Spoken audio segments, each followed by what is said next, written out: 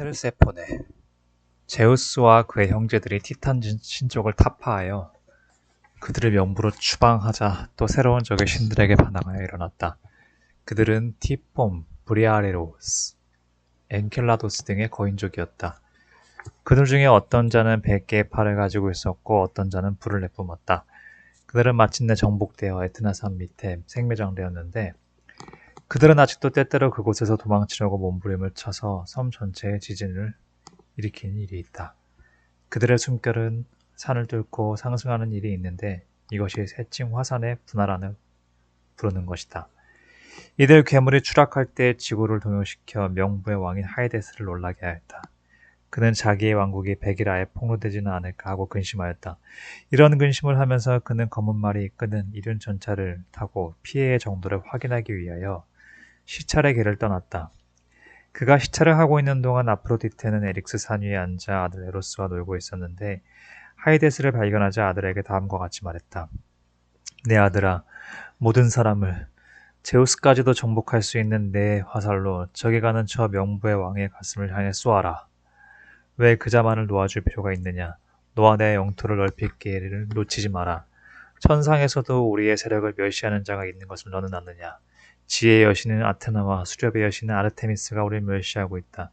그리고 또 데메테르의 딸 페르세포네도 그들의 흉내를 내려 하고 있다. 만약 네가 네 자신의 이해나 혹은 내 이해에 대해 관심을 가진다면 이 둘을 동일시해라. 네 이해가 내 이해요. 내 이해가 곧 네 이해니까. 에로스는 화살통을 풀어 가장 예리하고 가장 잘 맞는 화살을 골랐다. 그리고 무릎에 의지하여 활을 구부려 활시위를 먹였다. 그리고 잘 겨눈 뒤에 민을 놓친 화살을 하이데스의 가슴에 정통으로 쏘았다. 엔나의 골짜기에는 숲속에 나뭇잎으로 가려진 호수 하나가 있었다. 숲은 태양의 강렬한 광선이 내리쬐는 것을 막고 습기 찬 지면은 꽃으로 덮여있고 언제나 봄이었다. 이곳에서 페르세포네는 백합꽃과 오랑캐꽃을 바구니와 앞치마에 하나가 가득 따면서 친구들과 놀고 있었는데 이때 하이데스가 그녀를 보고 연정을 느껴 납치하였다. 그녀는 사람 살리라고 어머니와 친구들에게 외쳤다. 그리고 놀란 나머지 앞치마 자락을 놓쳐 꽃을 모두 땅에 떨어뜨렸을 때 그녀의 애통한 마음에는 이 꽃을 잃은 것이 또 하나의 새로운 슬픔처럼 느껴졌다. 약탈자 하이데스는 마차를 끄는 말의 이름을 하나하나 부르며 머리와 목 위에 쇠빗의 고삐를 함부로 던지면서 몰아댔다. 티아네 강에 도달하여 강의 앞길을 막았을 때 하이데스는 참지창으로 강가를 지닌 대지가 갈라지고 명부에 이르는 통로가 열렸다. 데메테르는 빼앗긴 딸을 찾아 온 세상을 헤매었다. 새벽의 여신은 금발의 에오스가 아침 일찍 일어났을 때도 헤스페로스가 저녁에 별들을 대동하고 나타났을 때도 데메테르는 딸을 찾기에 여념이 없었다. 그러나 모든 것이 허사였다. 마침내 피곤하고 슬퍼서 데메테르는 돌 위에 주저앉았다. 그리고 햇빛과 달빛 아래 혹은 비를 맞아가면서 노천에서 아랫동안 계속해서 앉아 있었다. 그곳은 지금 엘레시우스라는 도시가 있는 곳이고 그 당시는 켈레오스라는 노인의 집이 있던 곳이었다. 노인은 그때 들에 나가 도토리와 딸기를 줍고 뗄나무를 하고 있었다. 그의 어린 딸은 2마리의 염소를 몰고 집으로 돌아오는 길이었다. 소년은 늙은 부인으로 변신한 여신의 곁을 지날 때 노인은 그때 들에 나가 도토리와 딸기를 줍고 뗄나무를 하고 있었다. 그의 어린 딸은 2마리의 염소를 몰고 집으로 돌아오는 길이었다. 소년은 늙은 부인으로 변신한 여신의 곁을 지날 때 어머니, 왜 바위 위에 홀로 앉아 계십니까? 하고 말을 걸었는데 이 어머니라는 말은 데메테르에게는 너무나 감미로운 말이었다. 집으로 돌아오던 노인도 무거운 짐을 지고 있었음에도 불구하고 발을 멈추고 오막살이 남아 하룻밤 쉬어가라고 청하였다. 데메테르는 응하지 않았으나 노인이 여러 번 권하므로 제발 내버려 두세요. 그리고 따님을 둔 것을 행복하게 생각하십시오. 나는 내 딸을 잃었습니다. 하고 대답하였다.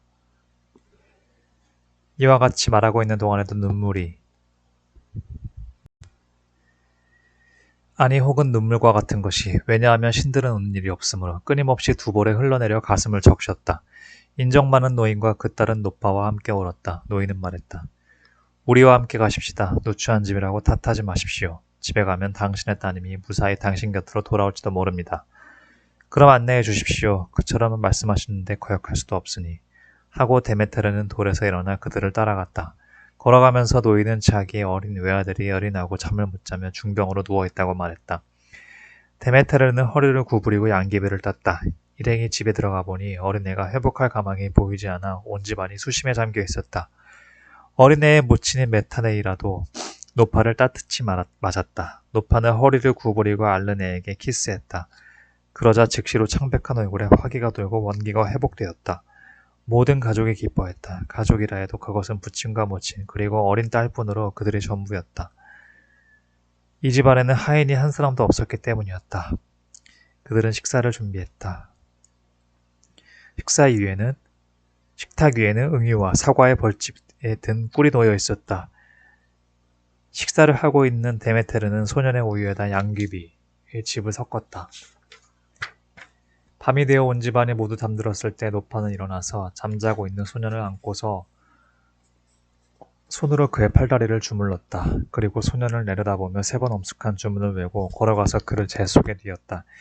이제까지 손님이 하는 짓을 보고 있던 어머니는 소리를 지르며 뛰어나와 소년을 불 속에서 구출해냈다. 그러자 데메테르는 여신의 본체를 드러냈다. 천상의 광채가 온누리를 비췄다. 그들이 놀라서 어찌할 바를 모르고 있으려니까 여신은 말했다. 아들에 대한 그대의 애정이 너무 지나쳤어요. 나는 그대의 아들을 불사신의 몸으로 만들려고 했는데 당신 때문에 모든 일을 망쳐버렸소. 그러나 그는 훌륭하고 유익한 인물이 될 것이요. 그는 백성들에게 쟁기의 사용법과 농사짓는 법을 가르쳐 줄 것이요. 이렇게 말하면서 여신은 구름에 둘러싸여 몸을 감추고 이른 차를 타고 떠나가 버렸다. 데메테르는 딸을 찾아 계속 이 땅에서 저 땅으로 헤매었고 때로는 바다와 강을 건너면서 헤매다가 마침내 그녀가 처음 출발한 시칠리아 섬에 돌아와서 키안의 강도 옆에 섰다. 이곳은 하이데스가 약탈한 페르세포네를 데리고 자기의 영토로 달아나는 길에 연 곳이었다. 그 강의 요정은 여신에게 자기가 목격한 사실을 다 얘기해주고 싶었으나 하이데스를 두려워하여 감히 말하지 못하였다. 다만 페르세포네가 도주할 때 떨어뜨린 허리띠를 주워 올려서 그것을 바람에 띄워 어머니의 발밑으로 가게 할 뿐이었다. 데메테르는 그것을 보고 그녀의 딸이 죽었음을 이제는 의심하지 않았으나 아직 그 이유를 몰랐기 때문에 죄도 없는 대지에게 누명을 씌웠다. 그리고 그녀는 말했다. 배은망덕한 땅아, 나는 너를 비옥하게 하고 풀과 자양분이 많은 곡식으로 덮어주었으나 이제는 그러한 은총을 받지 못할 것이다.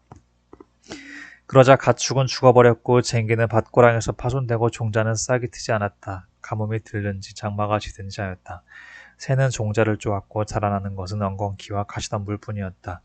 이 광경을 본 셈의 요정인 아레투사가 땅을 위하여 조정자로 나서며 말했다. 여신이여, 땅을 비난하지 마십시오. 마지못해서 따님에게 통로를 열어주었을 뿐입니다. 나는 따님을 본 일이 있으므로 그녀의 운명에 관해 말씀드릴 수 있습니다. 이곳은 내가 태어난 고향이 아닙니다. 나는 앨리스 지방에서 왔습니다. 나는 원래 숲의 요정으로서 사냥을 즐겼습니다.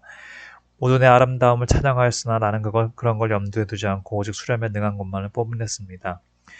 어느 날 나는 숲으로 돌아오는 길이었습니다. 뛰어다녔기에 때문에 몸이 더웠습니다. 그때 한 강가에 이르렀는데 물은 소리 없이 흐르고 바닥의 자갈을 셀 수 있을 정도로 맑았습니다. 버들가지가 늘어져 그늘지고 풀이 무성한 강 언덕은 물가까지 완만한 경사를 이루고 있었습니다. 나는 가까이 가서 발을 물속에 넣었습니다. 나는 물 깊이가 무릎까지 닿는 데까지 들어갔으나 그것으로 만족하지 않고 버들가지에 옷을 벗어 걸고 더 들어갔습니다. 그리고 물속에서 놀고 있으려니까 강바닥에서라도 들려오는 것처럼 가냘픈 소리가 들려왔습니다. 나는 가장 가까운 강 언덕으로 급히 도망치려 했습니다. 그러자 그 소리가 말했습니다. 아레투사야, 왜 달아나느냐? 나는 이 강의 신 알페이소스다. 내가 달아나자 그는 추격해왔습니다. 그의 걸음이 나보다 빠르지는 않았지만 그가 힘이 더 세어 내 힘이 빠졌을 때 나를 따라잡았습니다. 나는 마침내 지쳐서 아르테미스에게 구원을 요청했습니다. 여신님, 나를 살려주십시오. 당신의 열렬한 숭배자인 나를 살려주십시오. 여신은 이 소리를 듣고 나를 갑자기 검은 구름으로 감쌌습니다. 강의 신은 이곳저곳 휘둘러 보았습니다. 그리고 2번이나 내 곁에까지 왔었으나 나를 발견하지 못했습니다. 아레투사, 아레투사 하고 그는 부르짖었습니다. 오, 나는 얼마나 공포에 떨었는지요.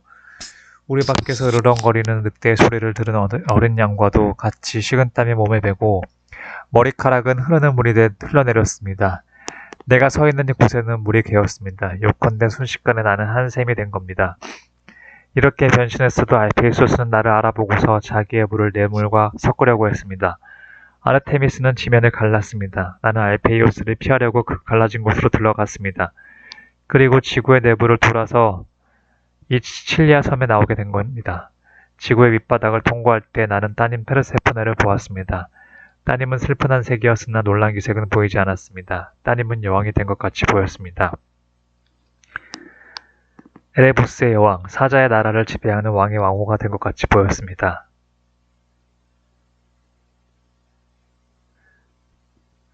데메테르는 이 말을 들었을 때 한동안 어리 빠진 사람처럼 멍하니 서 있더니 이륜차를 하늘로 돌리고 제우스의 옥좌 앞에 나아가려고 길을 재촉하였다. 데메테르는 자기의 불행한 이야기를 하고 딸을 둘러 찾아오는데 협력해 주십사고 제우스에게 애원하였다. 제우스는 페르세포나가 명부에 머물고 있는 동안 식사를 한 번도 한 일이 없다면 가능한 일이라고 승낙하였다. 그렇지 않은 경우에는 운명의 여신들이 그녀의 구출을 금하였던 것이다. 헤르메스가 사자로서 봄의 여신을 대동하고 파견되어 하이데스에게 페르세포네를 돌려줄 것을 요구하였다. 교활한 명계의 국왕은 승낙하였다. 그러나 애통하게도 페르세포네는 이미 하이데스가 준 석류를 받고 그 씨에 붙은 맛있는 과육을 먹었던 것이다. 이로써 완전한 구출은 불가능하게 되었다. 그래서 한 타협책으로서 반려는 어머니와 지내고 반려는 남편과 지내기로 합의하였다. 데메테르는 이 타협에 응하고 땅에 이전과 같은 은총을 베풀었다. 데메테르는 이제 켈레오스와 그 가족 및 어린 아들 트립톨레모스에게 한 약속을 떠올렸다. 그리하여 소년이 성장하였을 때 그녀의 쟁기는 사형법과 씨 뿌리는 법을 가르쳐 주었다. 그녀는 또 날개 다친 용이 이끄는 자기의 이륜차에다 그를 태워서 지상의 모든 나라를 돌아다니며 인류에게 유용한 공식과 농업의 지식을 전수하였다. 이 여행에서 돌아오자 트립톨레모스는 데메테르를 위하여 엘리우시스 지방에 굉장한 신전을 건립하고 엘리우시스의 비라는 이름의 데메테르 여신 숭배를 창시하였다. 이 의식은 신전의 훌륭함과 장엄함에 있어서 그리스인들의 다른 모든 종교적 의식을 능가하였다. 이 데메테르와 페르세포네 이야기의 우화인 것은 의심할 여지가 없을 것이다. 페르세포네는 곡물의 종자를 의미한다. 종자는 땅속에 묻으면 그곳에서 그 모습을 감추고 있다. 즉 지하의 신에게 납치되어 있다. 거기서 다시 모습을 나타낸다. 즉 페르세포네는 그 어머니에게 돌아가는 것이다. 봄의 여신이 그녀를 일광으로 인도하는 것이다.